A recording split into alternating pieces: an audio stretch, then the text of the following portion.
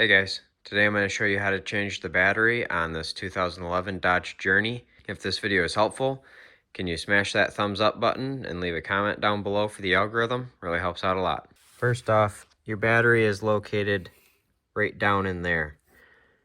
So the way that we are going to change this is through the inner fender here.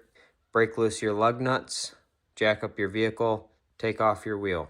We're going to remove these clips that hold on the inner fender. So it's just this square piece right here. The way that these clips come out is you pry on this inner portion here, and these are usually kind of stuck. You're gonna have to just kind of pry and work on these until you get the center portion to work loose. You'll have to work it out about this far, and then you'll be able to pull this right out. So we can just remove the cover there, and now we can see our battery right here. We're going to loosen this 12mm nut right here on that cable, and you can work this connection here loose and lift that off. Then we need to remove this connector right here. This is a 10mm nut right here. Same thing, just wiggle and loosen and lift. Then we need to unscrew this connection right here.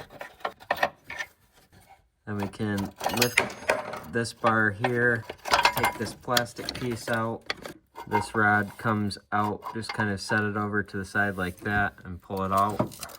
Now our battery is loose, and you can take two hands and lift this thing out of here and pull it right out. Got a battery here we're going to throw back in it.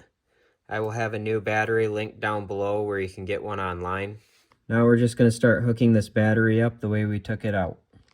When you're putting this rod back in here, get yourself some anti-seize and put it right here on the threads. That way next time your wing nut comes off nice and easy, and this doesn't seize on here, because you can see the corrosion already starting there. Now that we've got our battery and everything hooked back up here, we're going to put our inner fender back in place. To put these pins back in, just slide them into the hole like that, and then push the center portion back in. So that is pretty much it. I hope you found this video helpful. If you did, smash that thumbs up button, leave a comment down below for the algorithm. Thank you for watching, and have a good one.